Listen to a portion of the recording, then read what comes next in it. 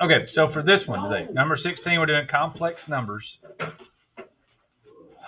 And again, the reason we had to work on the square roots on Friday a little bit is that we get to work on that again today. So we'll practice this a little bit more. And this is leading up to one more thing we've got to get to with solving. So we did solving by factoring.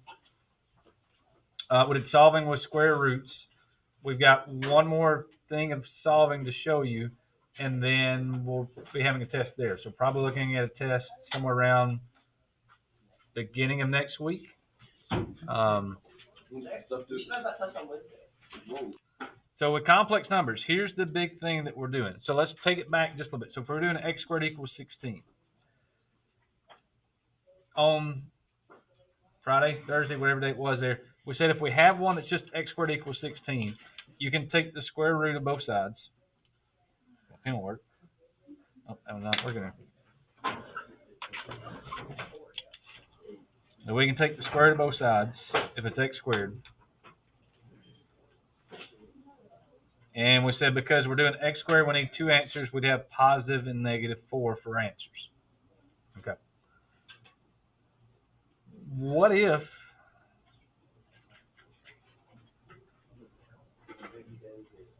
we have x squared equals negative 16? Okay. Because if you try to square root that on your calculator, we'll do square root of negative 16. Your calculator doesn't like you very much. It says, hey, that's not possible. So in math, if we're going through these, if you try to square root a negative number, that's going to be, says this is not possible, right? This will basically be no solution. Now, here's the one thing we're going to add to this. This would be basically a no real solution. And so what we're going to do today is we're going to look at the answers we have that are not real answers. They're complex answers for this thing. So they're not real. It's imaginary.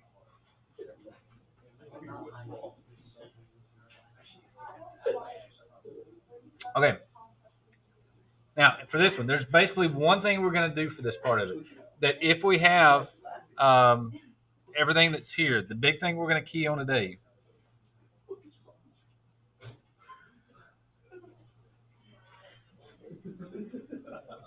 is this.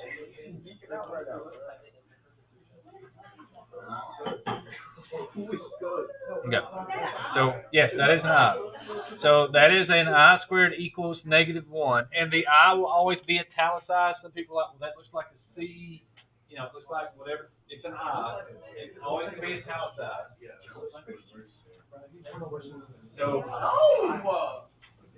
So whenever you have these, it's always going to be now in Math Excel, they might let you still use the I variable. It looks like that, like a normal regular lowercase I.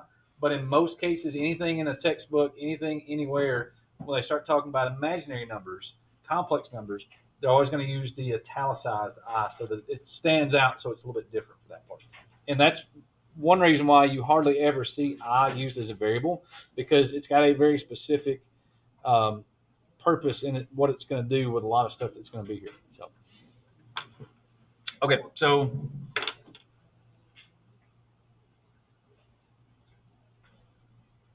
imaginary numbers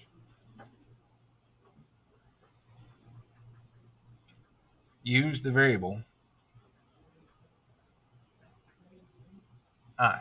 And again, it's always the italicized I when you're looking through these. Again, Math Excel, if it gives you the lowercase I, that's fine.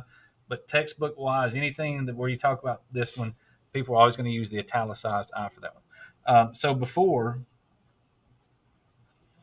like up here, if we were taking the square root of negative 16,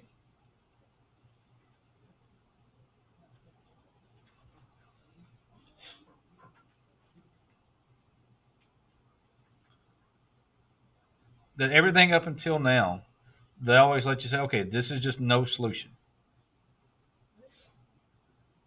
So this is before with negative square root of 16 or square root of negative 16. We had no solution.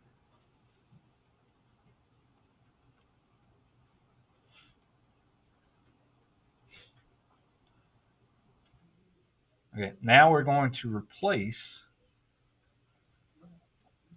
the negative with I squared. So this box we got here with the -1, that basically what we're going to, and we'll show you this one, like the long step of how they kind of go through the process on this one. Once you do this the first time, you don't have to do this again, but it's just making you kind of think about something like this. So if we had square root of -16, if we were doing x squared and we had it, so we had the square root of x squared equals the square root of -16. That basically this becomes -1 times 16 with the negative. And where we've got the -1, then we can take out the -1 and replace it with I squared.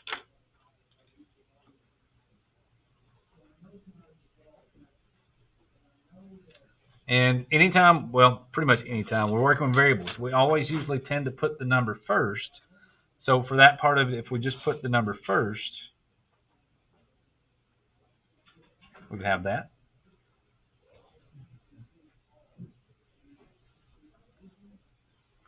Okay, we know that if we take the square root of 16, that would be 4. And just like we did with the solving with the square root property, because it starts off with x squared, we need the plus or the minus.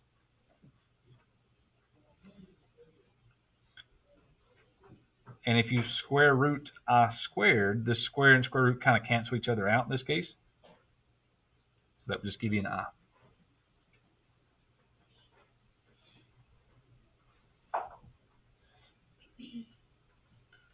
So if we start off with x squared equals -16, and that's basically, here's the only thing you need to notice on this one.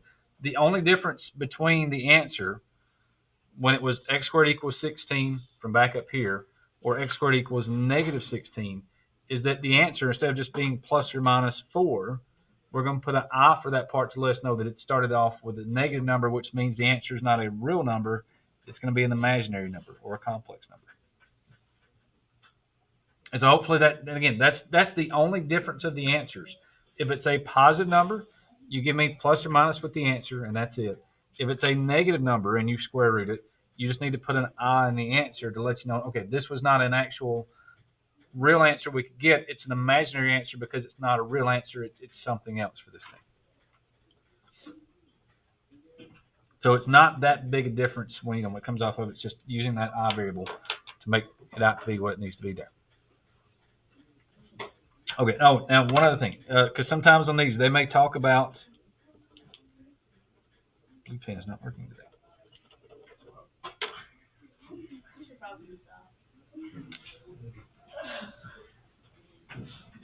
Okay, so if the directions say to take the principal square root,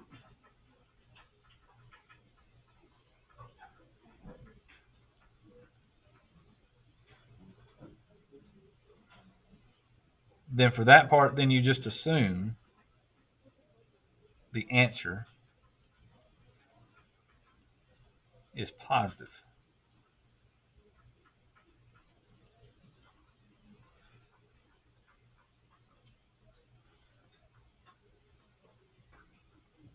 So if we were doing, if it said something about, taking the principal root of this thing, and they told you to solve x squared equals -25. I didn't write that very well, so let's try that again. There we go. Okay, we know we would square root both sides. We know the square root of 25 would be 5. But because it's a negative number, instead of just putting 5, we have to put an I there to hold that place. And if they say just assume we're going to use the principal root, you do not have to put the plus or minus. You can just leave this as a positive 5.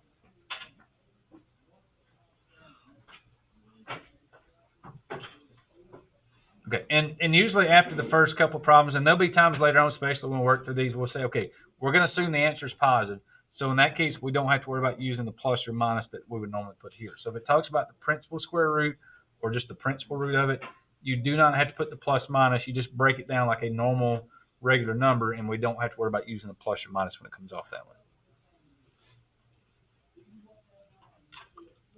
Okay, so when they talk about complex form, so there's their imaginary number. So if we're talking about just one number that's like that, that's the imaginary number. When they talk about complex form or complex numbers, there's a certain form that they're looking for, a certain way they want the answer to be written.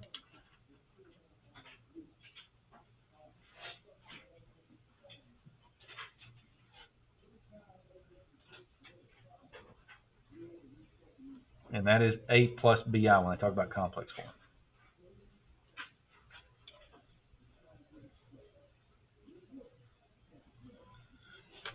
Okay, and the way they want this written is they want the real number to be first,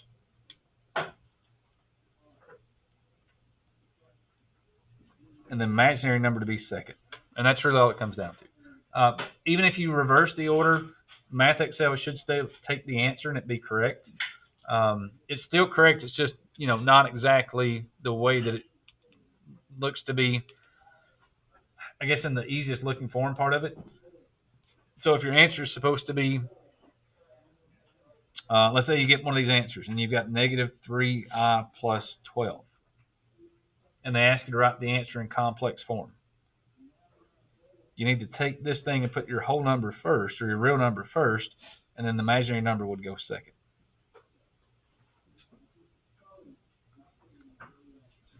All right, somebody's going to ask, well, what if we don't, on the test, what if we don't write it like this and we write it like that? Probably the first time I'll let it slide. The second time I would probably take off a point. So basically it's like a half a point. So if you miss it once, I won't take any points off. You miss it twice, I'd probably take a point off on that one. So it's not a big deal. It's not a huge deal. It's just one of those things just for the way it looks and the way it works with things, they like for the real number to be first and the imaginary number to be second. So okay. Now, when we're doing these, basically we're going to look at two, maybe three things today.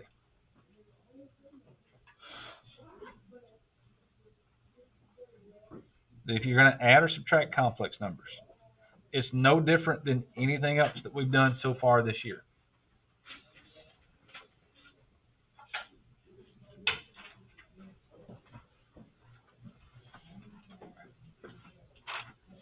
That you're going to treat I like any other variable.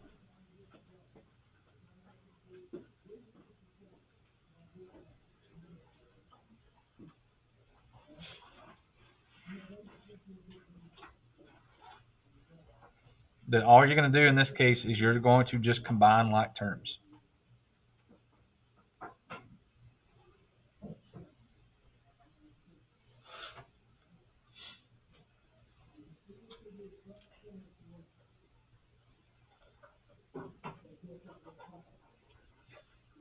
Okay, so adding, subtracting. There's nothing different about adding and subtracting with complex numbers. That if it just think about where you have the I variable, it's an X variable, so everything's going to be exactly the same. There is nothing really different at all with adding and subtracting complex numbers. So if you have, 3 plus 2i plus negative 6 plus 5i.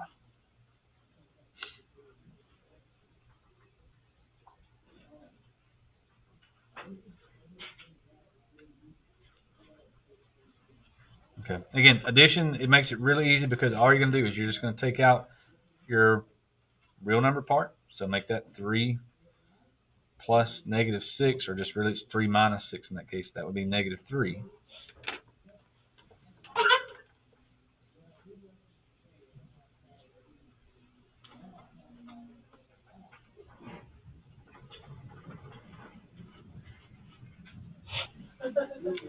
Okay, and then you'll take your imaginary numbers, your 2i and your 5i, and you just combine those two numbers together.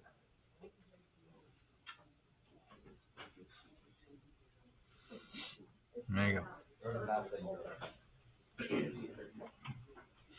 Okay, so take your real number parts, add them, subtract them, whatever the signs say to do. Take the imaginary numbers, add them, subtract them, whatever the signs say to do. And work those two things is like two separate problems because, again, these are your constants that don't have a variable. These have the I variable, so you just do that almost like two separate problems. The only thing that's not with subtraction, it's not hard. Just be careful with subtraction. because some of y'all will get in a hurry. I guarantee there's going to be at least one or two people that will do this. Might be 3 or 4 of y'all. That you're going to do subtraction, you're going to get in a hurry, and you're going to mess it up just because you're not paying attention on this thing.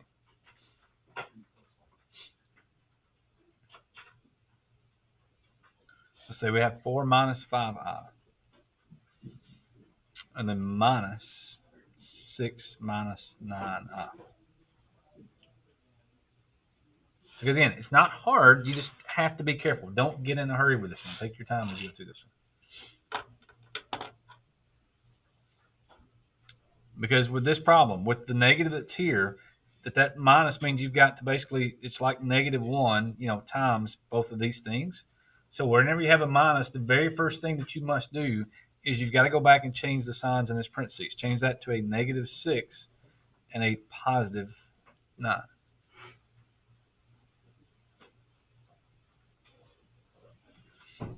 Okay, and the first parentheses, there's really nothing with that one's going to happen, so you can just take that one off. So it's just 4 minus 5i, and then it's -6 plus 9i.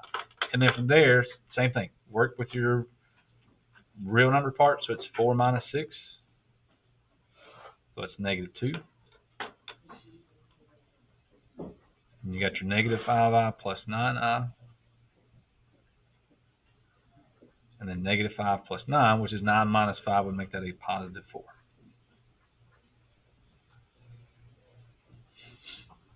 Okay, and I know we've been in factoring mode, and some people get to this point at the end, they're like, well, do we need to do factoring with that one? No, you do not, because this is not factoring. This is, again, kind of moving us up to solving on this part. So whatever your answer is, that's all you got to do with it. You do not have to do factoring with those. Okay, so again, not hard with subtraction.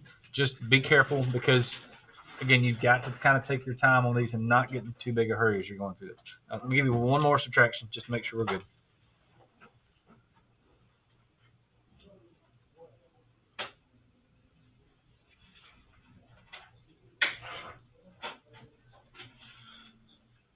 Let's go -7 plus 3i, and then minus -5 plus 4i.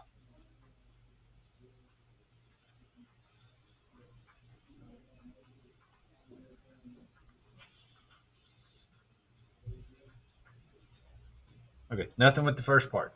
But again, with the minus with the second part, that means we need to change both of these signs. So change that to a +5 and a -4.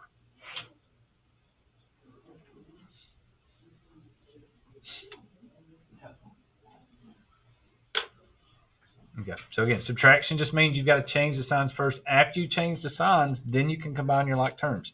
Then we've got -7 plus 5, which would be -2. And you've got your +3 minus 4. 3 minus 4 would be -1. In that case, the 1 is optional. If you want to put the 1 there, you can. If you don't put it, that would be fine. Because again, it's just like a variable. If that's x, you don't have to put 1x. You can just leave the 1 off and just know that that's the variable with an understood 1 there.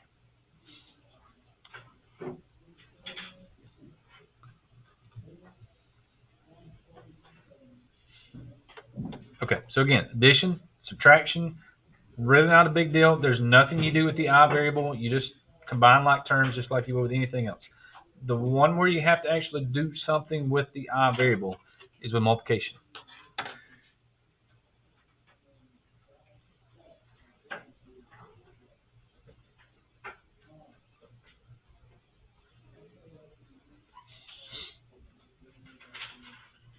Okay, so if you're going to multiply a complex number, for this one, you've got basically two options. It could be the full method, or it could just be distributive property.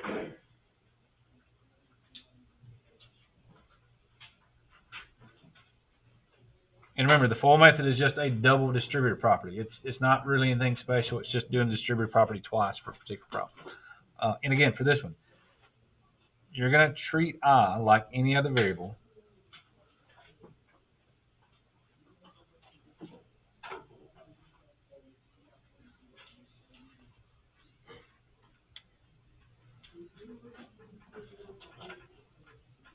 Unless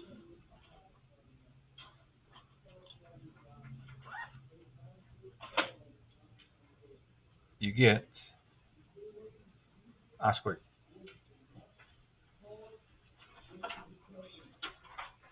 Okay, if you get I squared,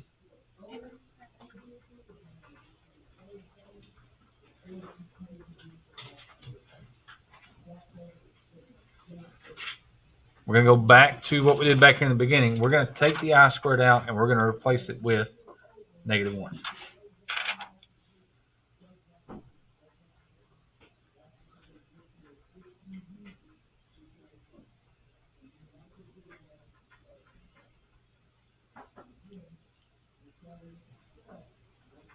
Okay, so that's the only thing you're going to do different. So this is doing the full method, distributed property, whatever you want to call it.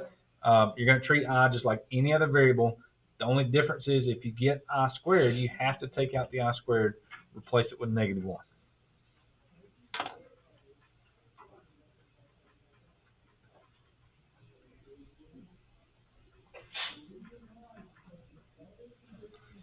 Okay, so let's say you have 6I times 2 minus 3I.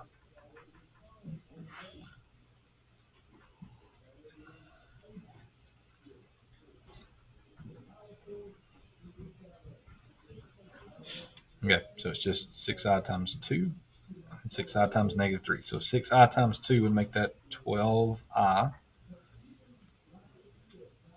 6I times -3I would be a -18I squared.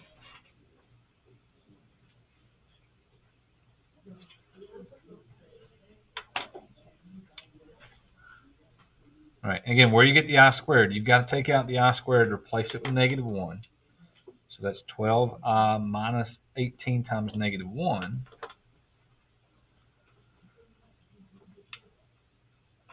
So it's 12I plus 18.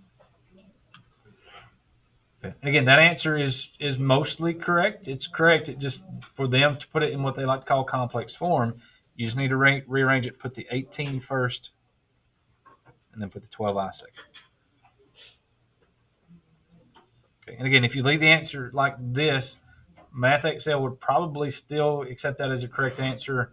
Test wise, you do it once, it's okay. You do it twice, I'll take 1 point off for both people. So it's basically a half point off for me when it comes down to stuff.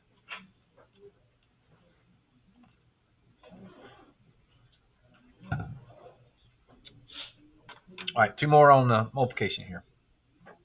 Two more examples.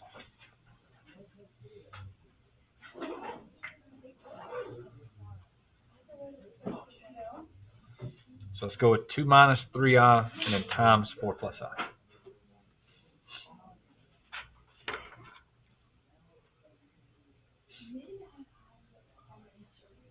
Okay, so again, full method, double distributed property, whichever way you call it, whatever you want to call it, doesn't really matter.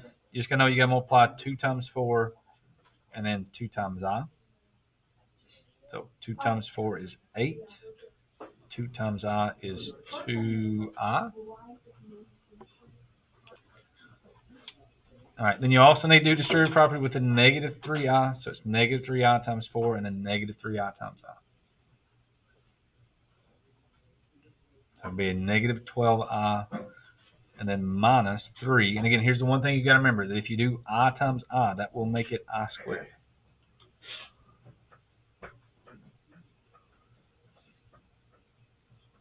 All right, so two things you get to do here.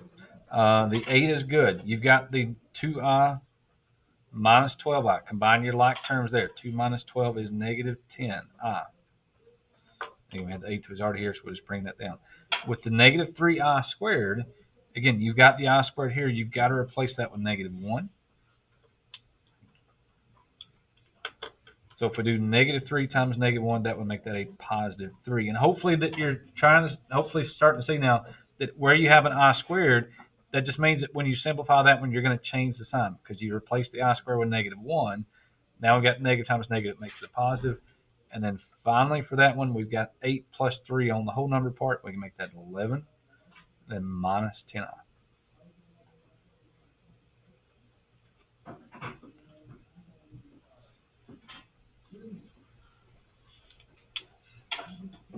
Okay, so whether you call it full method, double distributed property, a lot of people now are kind of doing that instead of saying the full method because sometimes it may be you may have to do a triple distributed property, just depending on the numbers. But just as long as you know that you got to multiply all the numbers together there, that's the main thing.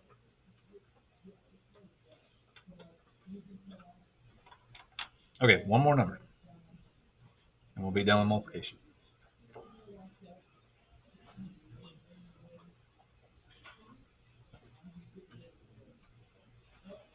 So we got 6 plus 5i and then 6 minus 5i.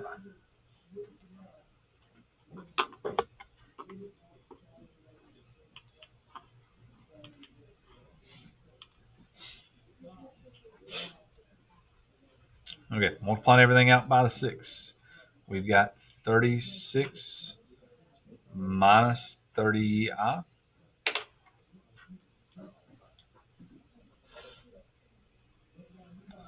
And then 5i times 6 is plus 30i. 5 times negative 5 is negative 25i squared.